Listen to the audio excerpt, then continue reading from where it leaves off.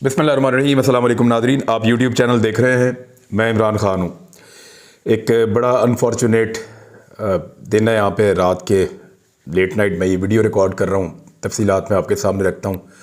कुछ चीज़ें मैंने इन्वेस्टिगेट की हैं, मुझे पता चली हैं, और कुछ चीज़ें हमें पहले से आइडिया था।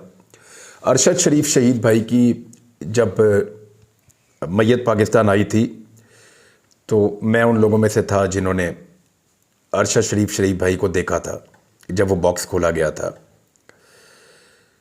तो बहुत सारी दफ़ा मैं अपने रिपोर्टिंग करियर में बहुत सारे लोग जानने वाले, उनका इंतकाल भी हुआ, तो मैंने बहुत सारी डेड बॉडीज़ जो बाहर से आई हैं मैंने वो भी पहले देखी हुई हैं। लेकिन मुझे चेहरे के ऊपर भी एक आधा निशान ऐसा जिस पे मुझे लग रहा था कि ये क्या है। दूसरा, होंठ जो हैं उनकी रंगत के हवाले से और कुछ और चीज़ों के हवाले से मुझे अजीब लग रहा था। और ये एक सवाल दिमाग में था कि क्या इसी तरह अरशद भाई का कत्ल हुआ जैसे कीनियन पुलिस बता रही है, इसी तरह शहीद किया गया।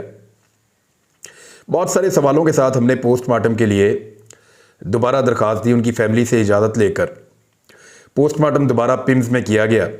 वो पोस्टमार्टम अरशद शरीफ शहीद की वालदा जो हैं वो बार बार मांग रही हैं, बार बार कह रही हैं कि मेरे बेटे का पोस्टमार्टम रिपोर्ट हमें दी जाए। पुलिस के पास जाते हैं तो वो नहीं देती, पिम्स के पास जाते हैं तो वो नहीं देती, इंतज़ामिया से बात करते हैं तो वो नहीं देते, तो वो पोस्टमार्टम रिपोर्ट नहीं दी जा रही।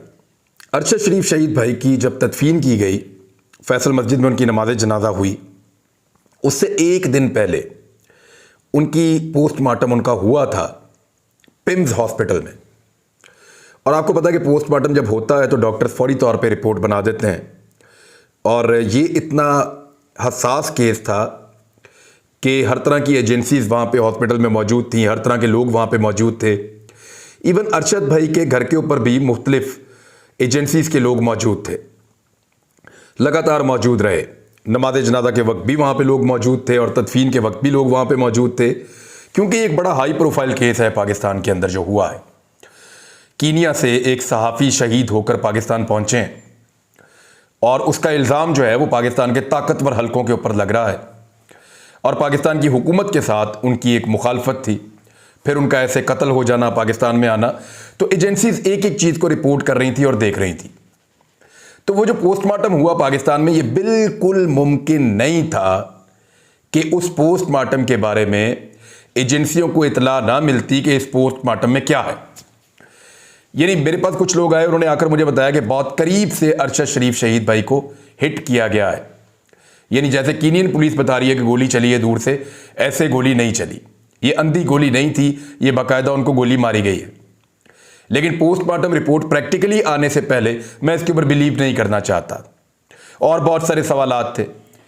ऐसा कुछ सुना कि अरशद भाई को पहले पकड़ा गया, उन पर टॉर्चर किया गया, बाद में उनको शहीद किया गया। ये बहुत सारी स्पेकुलेशंस थी। हम इस बोझ के साथ जी रहे थे, लेकिन हम चाहते थे कि ऑफिशियली जो एक रिपोर्ट है पोस्टमार्टम की, वो रिपोर्ट सामने आए। लेकिन आप गौर कीजिए कि एक हाई प्रोफाइल केस में, जिसमें सुप्रीम कोर्ट ऑफ पाकिस्तान को लिखता है मुल्क का वजीर आजम कि आप एक जुडिशल कमीशन बना दें, जिसमें पाकिस्तान के तहकीकाती इदारे चले जाते हैं कीनिया में तहकीकात करने के लिए, इतने हाई प्रोफाइल केस के अंदर पोस्टमार्टम रिपोर्ट को छुपा लिया जाता है और फैमिली को पोस्टमार्टम रिपोर्ट नहीं दी जाती। पोस्टमार्टम होने के लगभग 24 घंटे के बाद एक प्रेस कॉन्फ्रेंस होती है जिसमें डीजी आईएसआई और डीजी आईएसपीआर दोनों मौजूद होते हैं। ये पाकिस्तान के सबसे बाखबर तरीन लोग हैं, लेकिन अपनी प्रेस कॉन्फ्रेंस में हमें ये लोग नहीं बताते कि अरशद शरीफ शहीद भाई का जो पोस्टमार्टम हुआ है पाकिस्तान में, उसमें उनकी 3 उंगलियों के नाखून गायब हैं, उसमें उनकी 2 उंगलियां टूटी हुई हैं, उसमें उनकी पसलियों के ऊपर चोटें लगी हुई हैं, उनकी कलाई के ऊपर चोटें लगी हुई हैं, और उनके जिस्म के मुख्तलिफ हिस्सों पर टॉर्चर के निशान हैं। और ये किस तरह कत्ल किया गया है बहुत क्लोज रेंज से, ये सारी बातें हमें दोनों जर्नल्स उस प्रेस कॉन्फ्रेंस में नहीं बताते। अनफॉर्चुनेटली हो सकता है कोई स्ट्रेटजी हो जिसके तहत ये ना बताया गया हो, ताकि जब पोस्टमार्टम रिपोर्ट ऑफिशियली आए तो उसी वक्त सारे हकायक सामने आए। यानी मैं ये मानने को तैयार नहीं हूं कि 24 घंटे पहले एक पोस्टमार्टम हुआ था और डॉक्टर ने पोस्टमार्टम करने के बाद एक रिपोर्ट बनाई है। वो रिपोर्ट अब तक मंजरे आम पे तो नहीं आई। वालिदा मांग रही हैं, उनको भी नहीं दी जा रही। फैमिली के लोग बार बार तकादा कर रहे हैं, नहीं दी जा रही। लगभग 12-14 दिन गुजर गए हैं, अब तक नहीं दी जा रही। अरशद शरीफ शहीद भाई का पोस्टमार्टम रिपोर्ट घर वालों को ना देने का एक मकसद ये भी हो सकता है कि वो दोबारा कब्र कुशाई करवा के पोस्टमार्टम ना करवा सकें। डिले करते जा रहे हैं ताकि बाद में डेड बॉडी निकाल के पोस्टमार्टम ज़्यादा वक्त गुजर जाए और वो ना करवा सकें, और पहली वाली रिपोर्ट को फिर जैसे मर्जी कर दिया जाए। लेकिन अब ये चाल नहीं चल सकेगी क्योंकि चीज़ें सामने आ गई हैं। लेकिन इसके बावजूद मेरे दिमाग में एक सवाल उठता है, और इस सवाल का जवाब DGISPR ही दे सकते हैं या DGIS ही दे सकते हैं, कि अगले दिन जब उन्होंने प्रेस कॉन्फ्रेंस की तो क्या वाकई में उनको यह नहीं पता था कि अरशद शरीफ शहीद भाई के ऊपर टॉर्चर हुआ है और पोस्टमार्टम रिपोर्ट के अंदर ये चीज़ें मौजूद हैं? क्योंकि कामरान शाहिद साहब ने इसको डिस्क्लोज किया है इस क्लेम के साथ कि ये तस्वीर अरशद शरीफ शहीद भाई की ही हैं।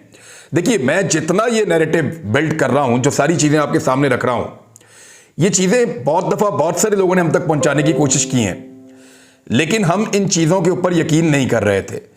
चीज़ों के ऊपर यकीन ना करने की जो सबसे बड़ी वजह थी, वो वजह ये थी कि हम चाह रहे थे कि ऑफिशियली पोस्टमार्टम रिपोर्ट आए और वो बताए। लेकिन क्या वाकई ये बात DGISPR और DGISI को नहीं मालूम थी कि एक दिन पहले जो पोस्टमार्टम हुआ है उसमें अरशद शरीफ शहीद भाई की बॉडी की क्या कंडीशन है?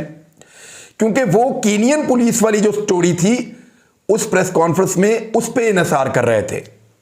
अगर आप उस प्रेस कॉन्फ्रेंस को पूरा निकाल कर सुने, सवालों जवाबों के साथ और सारी चीज़ों के साथ, तो आपको पता चलेगा कि जो कीनियन पुलिस की स्टोरी थी, जो एक झूठ बोला था कीनिया की पुलिस ने, उसी पर इन्हिसार किया जा रहा था उस प्रेस कॉन्फ्रेंस में भी। यानी पाकिस्तान की गवर्नमेंट हो या पाकिस्तान के ताकतवर इदारे हों, वो सारे हमें ये कन्विंस करना चाह रहे थे, बल्कि पाकिस्तान के मीडिया को जो खबरें फीड की जा रही थी वो यही कहने की कोशिश तमाम लोग कर रहे थे कि अरशद शरीफ शहीद भाई का जो ये इंसिडेंट हुआ है ये हादसाती तौर पे हुआ है। बल्कि टीवी चैनल्स को ये हमने देखा कि एक दबाव के तहत वो ये कह रहे हैं कि हादसा, हमने देखा कि वो इसको हादसा करार देने की कोशिश कर रहे हैं टीवी चैनल्स, और इसको एक कत्ल या शहीद करने की एक कोशिश नहीं कह रहे। हालांकि अरशद शरीफ शहीद भाई जिन हालात में पाकिस्तान से निकले, जिन हालात में उनको UAE से निकलना पड़ा, और जिस तरह उनकी डेड बॉडी वापस आई, उनका पोस्टमार्टम हुआ, उनके पोस्टमार्टम के बाद एक प्रेस कॉन्फ्रेंस हुई 24 घंटों के बाद। मेरा दिल नहीं मानता कि पाकिस्तान की इंटेलिजेंस एजेंसीज के इतने बड़े चीफ को इस बात का अंदाजा ना हो कि पोस्टमार्टम रिपोर्ट में क्या है। हाँ, ये हो सकता है कि उन्होंने किसी मसलहत के तहत या किसी मकसद के तहत उन्होंने ये उस वक्त चीज़ें ना बताई हों, वो भी ये सोच रहे हों कि चीज़ों को ऑफिशियल तरीके से चलना चाहिए। लेकिन ये जो एक चीज़ अगर उनकी तरफ से की गई है तो दुनिया टीवी ने उसको मद्देनज़र नहीं रखा। एक इंतहाई अनएथिकल है, बहुत गलत है जो हुआ है। यानी वो एक सहाफ़ी थे, एक बड़े शानदार जर्नलिस्ट थे, और हमारे तो दिल के बहुत करीब थे अरशद शरीफ भाई, लेकिन उनकी फैमिली को बताए बगैर, उनकी फैमिली से इजाज़त लिए बगैर, उनको एतमाद में लिए बगैर उनकी बॉडी की तस्वीर एक टीवी चैनल ने दिखाई है।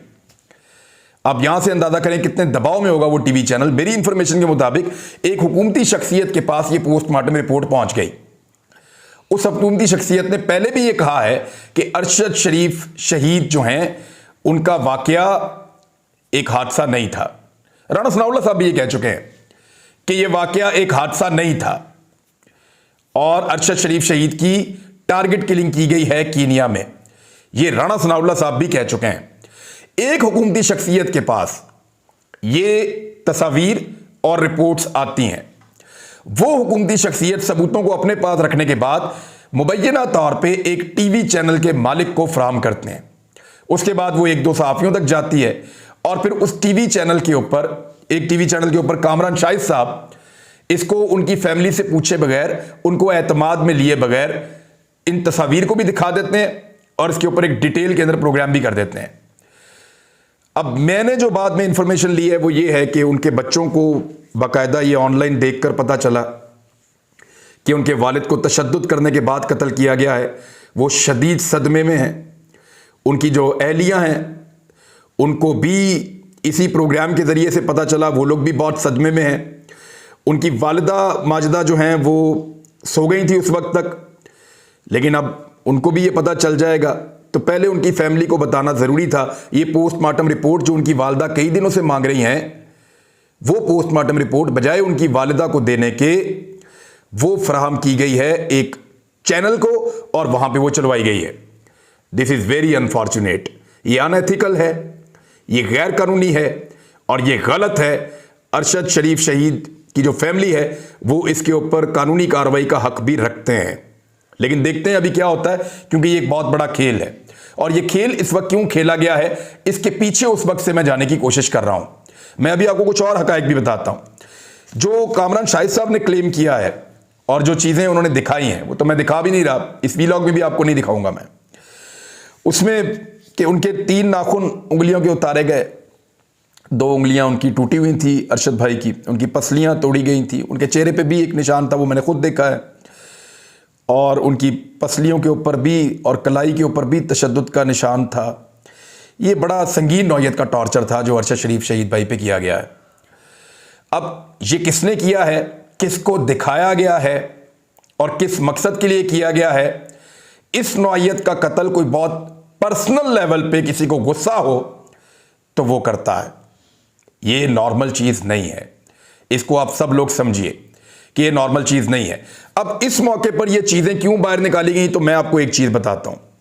पाकिस्तान की हुकूमत और पाकिस्तान की एस्टेब्लिशमेंट के दरमियान इस वक्त एक बड़ा अजीबोगरीब तनाव का माहौल बना हुआ है मेरी इंफॉर्मेशन के मुताबिक, और मुझे कुछ सोर्सेज ने भी ये बात कही है कि मुबैना तौर पे ये तनाव एक बहुत बड़े इंतजामी फैसले को लेकर बढ़ता चला जा रहा है, और इस तनाव की वजह से शहबाज शरीफ साहब बरतानिया भी गए हैं मियां नवाज शरीफ से मिलने के लिए।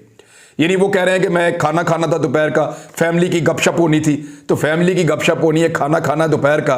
ओ भाई अपने खर्चे पे जाओ ना, मुल्क का वजीर आजम है, मुल्क के खर्चे के ऊपर मिस्र गया, मिस्र से आगे निकल गया, वहां जाके लंदन में मुलाकात कर रहा है, तो एक्चुअली सबको पता है कि ये क्या चल रहा है अंदर खाते। तो बहुत बड़ा इंतजामी फैसला है, उस इंतजामी फैसले में सबकी अपनी अपनी राय है, सारे अपनी अपनी गेम करना चाहते हैं, और इस वक्त एस्टेब्लिशमेंट और हुकूमत के अंदर एक रस्साकशी चल रही है। इस रस्साकशी के माहौल में हुकूमत की जानिब से इस चीज को लीक किया गया है जानबूझकर, ताकि वो कुछ अचीव कर सकें। अब आपको मेरे ख्याल में इतना कहने में ही समझ आ जाएगा कि रस्साकशी के इस माहौल में दूसरे फरीक के ऊपर दबाव बढ़ाने के लिए हुकूमत ने एक लीक की है, और मुझे जिसने इंफॉर्मेशन दी उसने कहा कि मुबैना तौर पे एक हुकूमती वजीर ने ये चीज़ें प्रोवाइड की एक टीवी चैनल के मालिक को, और वहां से फिर आगे ये सारा सिलसिला चला है, जो मेरे सोर्स ने मुझे बताई ये बात। तो अब खेल यहां तक पहुंच गया है अनफॉर्चुनेटली। लेकिन इस खेल के अंदर सारे एक बात भूल रहे हैं कि अरशद शरीफ शहीद भाई का खून जाया हम नहीं होने देंगे। कुछ लोग कह रहे हैं ये खौफजदा करने की कोशिश है। जब से ये इंसिडेंट हुआ वहां पे आदिल राजा साहब हैं जी, ये साबिक आर्मी ऑफिसर हैं, इन्होंने 2-3 ट्वीट कर दिए, और वो मुझे लेकर कर दिए हैं, सलमान इकबाल को लेकर भी कर दिए। मैं आपको पढ़ के सुना देता हूं। और वो ट्वीट पढ़ने के बाद से लेकर अब तक मुझे पूरे पाकिस्तान से कॉल्स आ रही हैं, मेरे फैमिली मेंबर्स परेशान हो रहे हैं। तो एक अजीबोगरीब किस्म की सूरत हाल जो है वो पैदा कर दी जाती है, देखी जाएगी जो होगी। लेकिन मैं आपको ये पढ़ के सुना देता हूं। एक तो इन्होंने ये कहा आदिल राजा साहब ने कि मेरे मुसद्दका ज़राए के मुताबिक मुबैना तौर पर अरशद शरीफ शहीद के बाद अब इमरान रियाज खान के सर की कीमत अदा कर दी गई है, और डर्टी हैरी की कातिल टीमें इमरान रियाज के ताक़ुब में हैं। कुछ भी नहीं बदला। इमरान भाई प्लीज़ अपनी हिफाजत को यकीनी बनाएं, मुझे इन्होंने टैग भी किया हुआ है। अच्छा, उसके बाद इन्होंने एक और जो ट्वीट किया उसमें इन्होंने ये कहा कि मुसद्दका ज़राए के मुताबिक मुबैना तौर पर इमरान रियाज खान और सलमान इकबाल को कत्ल करने के लिए मेजर जनरल फैसल नसीर की जानिब से अहकामात दिए गए हैं। अरशद शरीफ की शहादत के बाद भी कुछ नहीं बदला। मैंने यहाँ पे, क्योंकि मैं इनको जानता हूँ, ये साबिक फौजी हैं, इनकी बहुत सारी खबरें दुरुस्त भी साबित हुई हैं, तो मैंने ये पूछा ये साबिक फौजी हैं और उनकी कई खबरें पहले भी दुरुस्त साबित हो चुकी हैं। जनाब मेजर जनरल फैसल नसीर साहब, क्या आप वाकई मुझे मारना चाहते हैं? सवाल पूछना तो मेरा हक है। मैंने इस मौके पे ये सवाल पूछा है कि क्या वाकई कोई हमें कत्ल करना चाहता है, क्योंकि ये शख्स तो कह रहा है, और हालात ऐसे ही हैं। हर दूसरे दिन कोई ना कोई ड्रामा हमारे साथ लगा हुआ होता है कभी हमारे ऊपर 2-2 दर्जन FIRs हो जाती हैं, कभी हमारे घर के बैक साइड पे लाकर बंदे मार दिए जाते हैं, कभी जो है वो हमें उठा लिया जाता है, कभी हमें टॉर्चर किया जाता है, कभी हमें फैमिली को हरासा किया जाता है, कभी हमारे घर पे ड्रोन्स भेजे जाते हैं, बार बार हमारे घर को घेरा जाता है। तो जब ये सारी चीज़ें होती हैं तो फिर उस तरह की चीज़ों को हम नज़रअंदाज बिल्कुल नहीं कर सकते। अगर कोई ये कहता है तो नज़रअंदाज नहीं कर सकते, इसीलिए फिर हम सवाल पूछते हैं, क्योंकि ये तसलसल है वाक़यात का। मैंने इसके लिए सदर पाकिस्तान को, जो चीफ जस्टिस ऑफ पाकिस्तान है उनको, और आलमी इदारों के लिए मैंने बाकायदा लेटर्स लिखे हैं। आज इंशाल्लाह वो लेटर्स भी हम सबको भिजवा देंगे। बड़ा तफसीली हमने सारा लिखा है, जो जो हुआ है वो सारी चीज़ें हमने लिखी हैं ताकि चीज़ें ऑन रिकॉर्ड रहें। सीनियर सहाफ़ियों ने मेरे से रब्ता किया और उन्होंने कहा जी बिल्कुल आप हमें भी लिखें और सहाफ़ती तंजीमों को भी लिखें और सबको बताएं जो कुछ हुआ है, क्योंकि हालात पाकिस्तान में कंट्रोल से बाहर होते चले जा रहे हैं।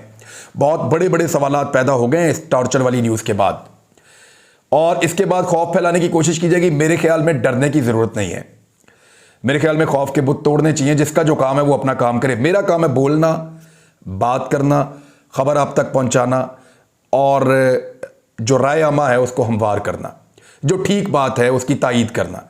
मैं वो अपना काम करता रहूँगा और जैसे भी करूँ। और जो आपका काम है आप सोचिए बतौर पाकिस्तानी आपको क्या करना है। अब तक के लिए इतने, अपना ख्याल रखिएगा, अपने चैनल का भी। अल्लाह हाफ़िज़।